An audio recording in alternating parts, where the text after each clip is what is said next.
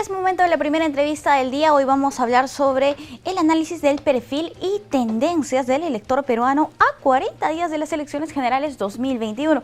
Nos encontramos ya conectados con el doctor Jorge Aragón, él es politólogo e investigador del Instituto de Estudios Peruanos. ¿Cómo está, doctor? Bienvenido a JN Noticias. Muy buenos días.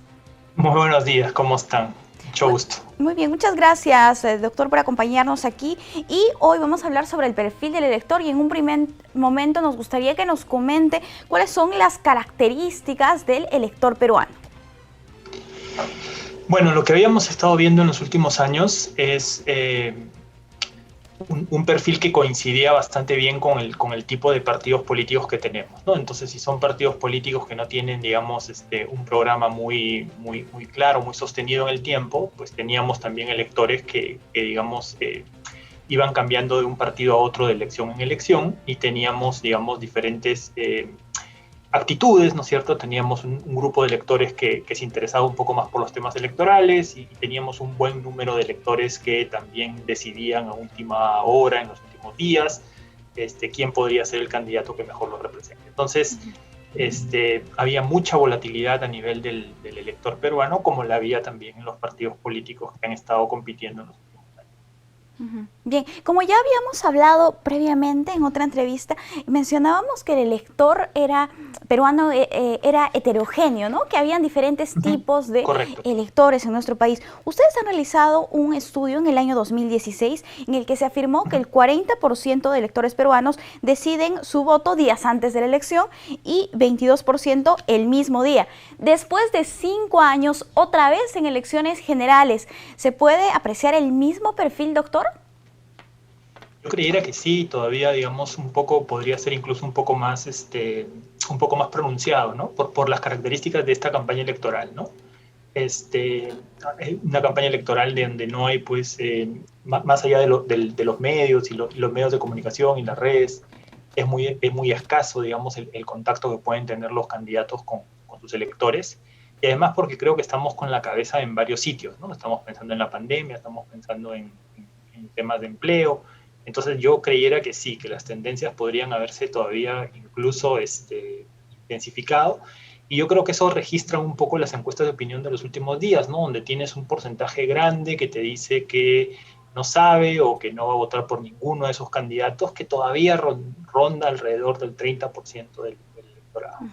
Y ojo que el otro 70% te dice un candidato, pero cuando un poco como que le insistes, ¿no? A ver, si esta es la lista, ¿por quién escogería? Cosa que tampoco es garantía de que ese sea finalmente su voto. Claro, doctor, ahora, respecto a lo que significa que yo como ciudadano no haya decidido mi voto hasta un día antes de la elección o el mismo día en la fila para el sufragio, ¿qué significa? ¿Qué mensaje yo doy con este tipo de actitudes? Claro, ahí pueden haber dos cosas, ¿no es cierto? Que digamos, cuando se trabaja por el lado de las encuestas a veces es difícil seguir profundizando, ¿no? Pero yo creyera que podrían haber hasta dos actitudes muy marcadas, ¿no? Efectivamente, alguien que se engancha en la campaña en el último momento, es decir, alguien que no tiene mayor interés en los temas electorales, por la razón que fuere, y el otro podría ser un elector que tiene, digamos, algo así como un rango, ¿no es cierto? Efectivamente, el día anterior decide por quién va a votar, pero probablemente días antes ha decantado su voto en 2 o 3 posibilidades, ¿no? Entonces, eso es algo que efectivamente habría que explorar para saber en qué medida estamos frente a personas que efectivamente no le dedican mayor tiempo de atención a la campaña, y entonces cuando tienen que votar por alguien, votan.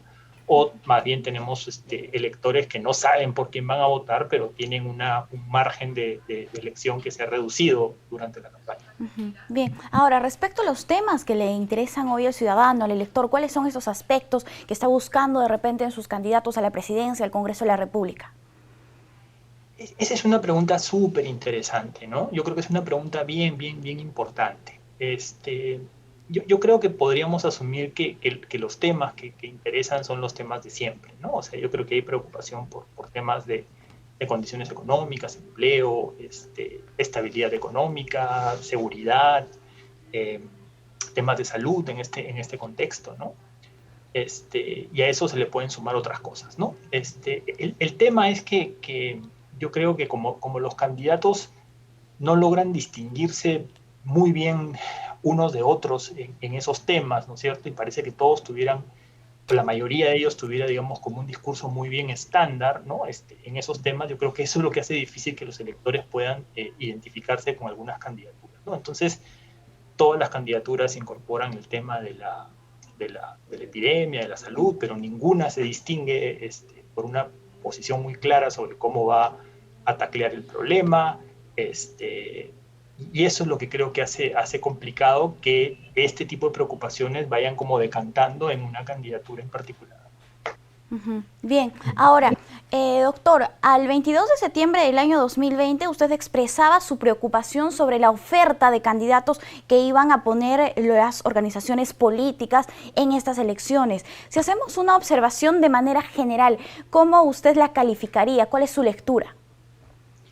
Bueno, yo creo que algunas de las cosas se han confirmado, ¿no? O sea, tenemos una dispersión enorme, ¿no? En términos de candidatos. Creo que es para la propia campaña, para la propia organización de la campaña, yo creo que es problemático tener alrededor de 20 candidatos, ¿no?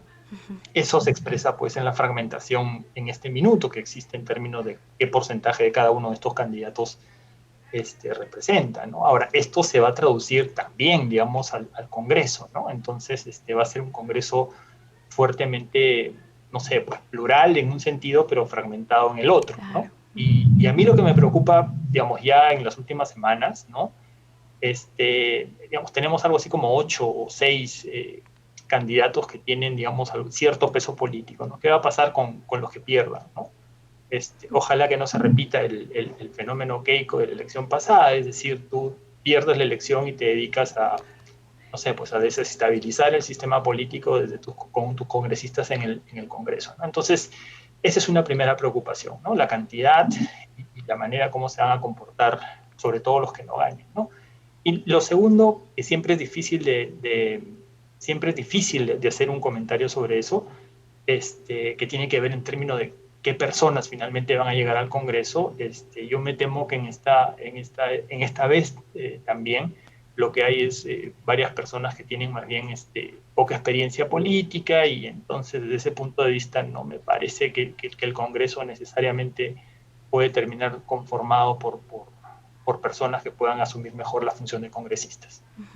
Bien, doctor, ahora respecto a su experiencia y a lo que vivimos actualmente en el contexto de la pandemia, de la digitalización, ¿cuál es el medio que cree que influye más en la intención de voto de los electores? ¿De repente los medios tradicionales, alguno en particular, o las redes sociales?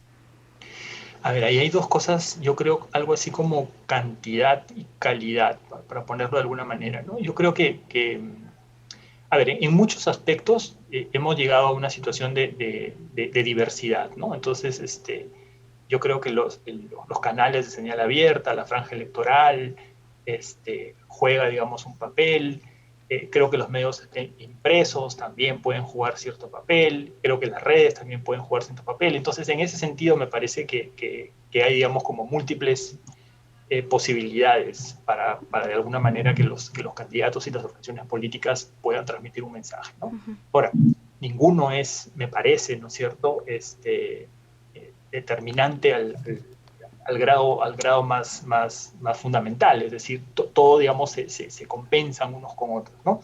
Ahora, el tema de las redes lo que tiene, creo yo, es pues una posibilidad de volverse viral, ¿no? Entonces, eso sí me parece que en términos de su efectividad podría terminar siendo importante, sobre todo en un contexto de epidemia, de pandemia, donde no hay calle, ¿no? No hay mucha posibilidad de que el candidato viaje o viaje y se contacte con la gente. Entonces, las redes, pero siempre con el tema de las redes me parece que siempre está por ver, ¿no? Está por ver hasta qué punto es capaz de viralizarse como ciertos mensajes, ciertas preocupaciones, y después cómo decanta, ¿no es cierto?, esa discusión en redes que siempre o todavía es, me parece, no es mayoritaria en el país, pero cómo va, digamos, permeando otros espacios, ¿no? Otro tipo de discusiones. Así es. Bien, doctor. Y es el momento preciso para que el elector esté alerta, atento, para que se informe bien, para que